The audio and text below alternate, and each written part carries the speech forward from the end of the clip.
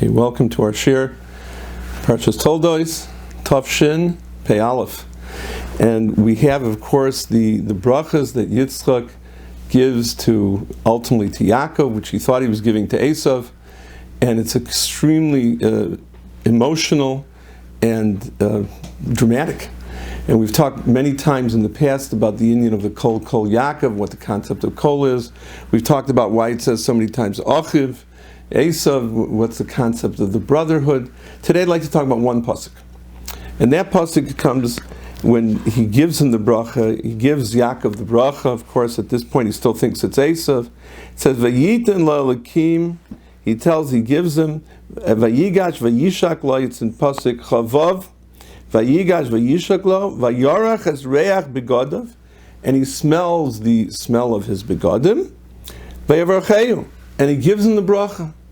So when he smells the begadim, remember these are the begadim that Yaakov is wearing, and he says, "Vayomer re'ei re'ech b'ni." Now he talks about the re'ech b'ni. Now he doesn't talk about the begadim. He talks about the re'ech, my son. Kere'ach hasodeh is like the re'ech sodeh asher berachu Hashem, that HaKadosh Baruch Hu benched.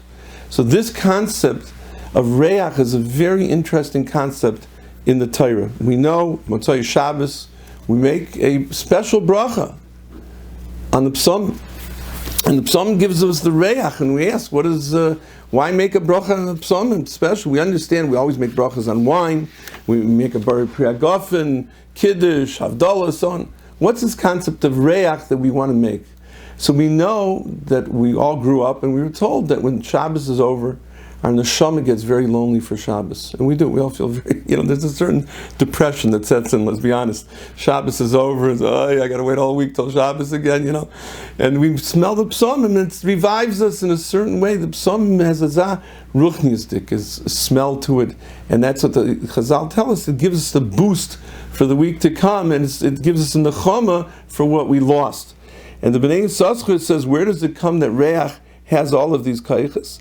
And he says it comes because of Chava. Believe it or not.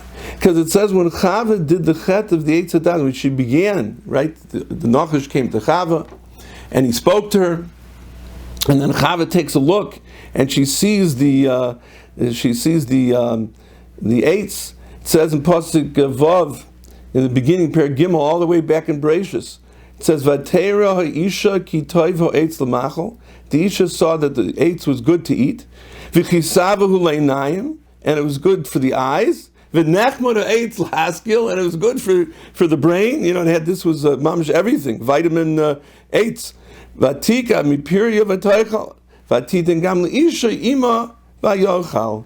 So she eats it. Zok the Bnei Yissaschar, that there are 5 senses we know: the sense of sight, the sense of smell, the sense of taste, the sense of touch, and the sense of hearing. And she says, and all of them were involved. It says she listened to the Nachash, and then says, and she saw that it was good, right? It says, she saw it was good, so she used sight. So now, so far, we've got sight and we've got hearing. And it was good for the eyes, and it was good to kitov eitz l'machol. It's good to eat, that means taste. She took it, touch, and she ate it. So we have the senses here. But wait a second, we don't. We're missing one. What are the 4 senses? We said she listened to the Nachas, she saw the fruit, she ate the fruit, and she took the fruit. So she used 4 senses out of 5. But there's one sense she did not use. It doesn't say she smelled it, which is taka funny, because smell is one of the things that makes us want to eat food.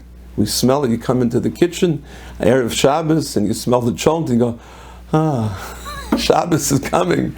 The food, it makes it tamim, right? Tamela. So we have a tremendous, but she didn't have that sense. She didn't use a sense of smell. So that's why smell has kedusha in it. That represents neshama, because smell is something that the neshama gets something from, and that's why it says when we give a korban, well, say Kadosh Baruch Hu Yarchas Reich Nichayach, Vayaris Reich Nichayach. He has the Reich Nichayach. Hashem has the Reich Nichayach. He's the smell, because smell is halig. Smell it comes with it a certain kedusha. Who knows? We just went through the COVID, and one of the things that we lost was a sense of smell. I can't interpret it, but it's interesting that the sense of smell is one of the things I lost. And I want to say another thing about Reach, and this is something that happened many, many years ago. I heard a shmuz from my Rabbi, Reb Chaim Shmulevitz, and he talked about the famous Gemara about the Isha Hashunamis. We know in Malachim it talks about the Isha Hashunamis. Who was she? She was a lady who lived in the city of Shunem, so that's why she's called a Shunamis. And Elisha passed by, and she went to Elisha and she said, "Come stay in my house. Come stay, I'm going to make," and they made a room for him, and she went to her husband, and it was beautiful. That's where Elisha stayed, by this lady's house, the Isha Shunamis. And the Gemara in Brachas, Daf Tesam, Yudam and Beis, says that there was a conversation between the Isha Shunamis and her husband about Elisha. And she says to him, she says, "Ish Kadishu, he's a holy man. Vatamar Isha, Hinei na yodati ki ish Kadishu, Ish Lakim Kadishu. I know that this man of God is a Kadish, is holy." She says that he's a holy man. So the Gemara says, how did she know he was holy? So Gemara says two shitas, Rav and Shmuel, Domri Tarvayu, and one of the two shitas is Shalayala Zvuv al Shulchanai, that no zvuv, no fly ever flew over the shulchan. And that showed, just like by the Mizbeach that says there were no flies, so there was no fly ever flew over. So that made it that he was holy, because a fly understood that there's Kedusha on his table, that his table's like the Mizbeach, and there are no flies in the base of Migdash. So therefore she said he's a holy man. So I remember I was listening to Reb Chaim Shmulevitz in a shmuz, and I heard him say it, and he said the following thing, which man startled me. He said, "Ich shem sich from a flieg. I'm embarrassed of a fly. A flieg schmeckt Kedusha, ich schmeck nicht Kedusha. A fly smells Kedusha, I don't." And I listened to that, and I became very agitated. I remember as a bacher, I listened, I said, "What do you mean? The Rebbe doesn't schmeck Kedusha? A flieg schmeckt Kedusha, and there schmeckt nicht Kedusha? How do we understand such a thing?" So I never understood it. Years later, when I first went back to Eretz Yisrael, I think about 10 years after I learned in the Mir, I came to Eretz Yisrael and I went to daven in Sanz, in Kiryat Sanz. And I remember I was davening in the shul over there, in Sanz, the one that's up the hill, and I became very emotional. And I started to cry. I was davening, I said, "This is Eretz Yisrael." I felt the Kedusha of Eretz Yisrael. I felt, it was mamish like it was like a Yom Kippur experience. And I was mamish all into it. I'm davening, I'm crying, tears going down my head. It was mamish an amazing thing. And I finished davening, and I was shocked. I looked around, and everyone's taking off their tefillin calmly and walking out of shul. I felt like yelling, "Rabbi, it's Eretz Yisrael, it's Kedusha. Don't you understand it?"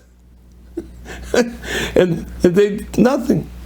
And I realized the pshat, because I had come from America, from a land which wasn't the Kedusha of Eretz Yisrael. It's like a person goes into a tunnel. He's driving, and it's very bright outside, and you go into the tunnel, and it's very dark. Or you come out of the tunnel, and it's very light, right? So your eyes get blinded. You're blinded by the light, literally blinded by the light. Because you were in a dark tunnel, and you came out of the tunnel, and brilliantly light outside, and you go, "Oh, I can't see." So I realized that was me. Because I was in a matzav where I was in a Tomei Dika place in America, and I came to Eretz Yisrael and I felt the Kedusha of Eretz Yisrael. So I sparred it, I sensed it in a very strong, stark way. And the people there, they lived in that Kedusha. And because they lived in that Kedusha was part of their life. They were up there. They were like living in daylight all the time. So the daylight, if you're in daylight, you don't say, "Oh, look at the daylight. Wow, look at it." You're there. It's only when you don't see it. Then you see it that it makes a Reish on you. There's a story that happened with Mordechai Rogoff. There was a great Yid in Chicago, and he was Rosh Hashiva in Chicago. And during the 60s, they had race riots in Chicago. And some of the rioters put up barriers that people shouldn't be able to go through. And Rav Rogoff was such a tzaddik that he was wrapped up in his Torah and his learning and his kedusha. He didn't always see what's going on. He didn't So he's walking down the street, and he's thinking and learning, and thoughts of kedusha, obviously. And the riders are standing with the barricades, and they see him coming. And they see this man he had a big white beard, and he had shining eyes. And they took the barricade, and they moved it, and they said, "Let the holy rabbi pass." Because they understood, because to them they were blinded by the light of kedusha. They didn't live in that milieu, to put it mildly. And when they saw kedusha, they were blinded by the light. I remember one time, I was by a printer, and I walked in by the printer, and there was a truck driver who had been making some deliveries, and he was using very truck driver language, let's call it. And he sees me, and he stops dead. His face turns all red. He says, "Oh, I'm so sorry, Rabbi. I didn't realize you were here." He didn't say, "I shouldn't talk like this." He said, "I didn't realize that you were here." He saw a rabbi. He realized you have to behave differently. There's a rabbi in the room, and this was a truck driver. But he saw a rabbi. He understood it's kedusha. So somebody who doesn't have kedusha the whole time, and he sees kedusha, it's shocking. He's blinded by the light of kedusha, and that's the fly. That's the zvuv. The all al shulchanai. We know that the zvuv is compared. Why is the zvuv like the Yetzer Hara? So they say because the fly goes here and you swat it, and the fly he doesn't get run away and get scared as most animals do. The fly goes on your shoulder. You swat your shoulder, you miss it. He goes to your other shoulder. He goes to your leg. The zvuv never gives up. That's why the Yetzer Hara is doimel zvuv, because he keeps going. He gets you from all angles. You let your guard down here, and he gets you. You let your guard down there. It's always the zvuv. That's the Yetzer Hara.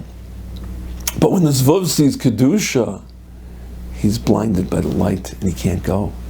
So when you had the Shulchan of Elisha Navi, the great Elisha Navi, the fly came by and he looked at it, he said, "Oh, this is I'm not ready for this," and he flew away. I remember I heard once a shir from Ramesha Meir Weisschliet, Zayn Gesund, and he said he was sitting with Ramesha. He was talking about the Indian flies.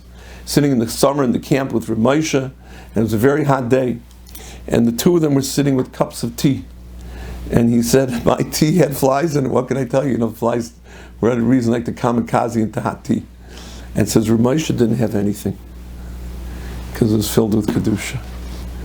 You see it even hayayim, and that was the mizbeach.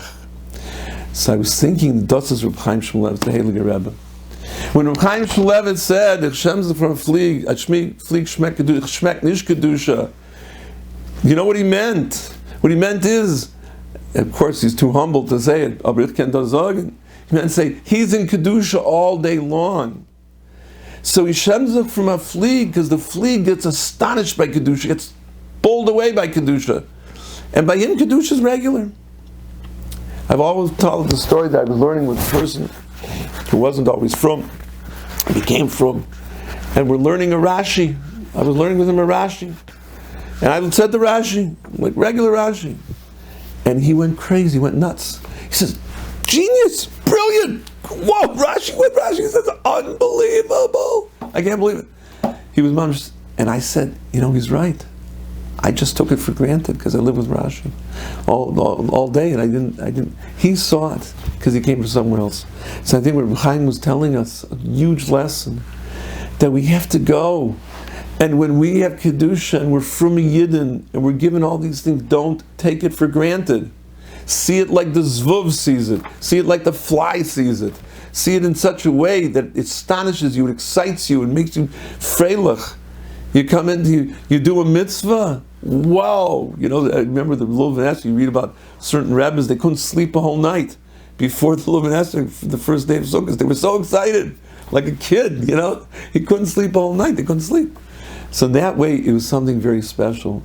So das is Reb Chaim, das is Elisha, and that's the lesson of the Zvuv and Elisha, that's the lesson of the Reach, because as Zvuv shmekt Kedusha, because it's the sense of Kedusha, the sense of Reach that we said before. So when it tells us that Yitzchak smelled the Reach, Vayivarchei, smelled the reach of Gan Eden, because he was sensitive to the inyan of the reach, the kedusha that comes from it, and therefore he was able to give him the bracha, because he said, this is worthy of bracha, because this has the kedusha of Gan Eden. So halavai, we should all learn the lesson of reach. We should learn the lesson of kedusha. We said before that one of the things that unfortunately the COVID has taken away from some people is this reach. They say, somebody told me that he first realized he had COVID when he came to Havdalah, and he told his wife, there's something wrong with the psalm, we can't smell it. And she said, uh-oh, you're in trouble. And Kacha, he had a Baruch Hashem, that was his only manifestation, so he was a lucky one. But the fact is that we all have to have the kayach reach. We have to learn from the zvuv that when we see kedusha, we got to get excited. When we see a mitzvah, we got to get excited. Probably one of the hardest things that we have is the hergel, is the just doing things. As they say, mitzvahs and nashim lumad, that we just get used to doing because it's the way we did it, and we've always done it that way, and we just do it. Got to shul in the morning, drag us up. Whatever it is, whatever mitzvah it is, whatever learning it is, let's learn the lesson of Vayarach es reach. Let's learn the lesson of the reach, to always look for the kedusha and everything, but not just to look for the kedusha, but to look for the kedusha where it excites us, where it makes us say, sit up and say, oh, das is kedusha, kemer zayin besser. So halavai, we should all learn these lessons, and we shall have a wonderful, wonderful Shabbos. Good Shabbos to everybody. Parshas Toldos, and the Mitzvah Hashem, we'll see you again next week. Good Shabbos.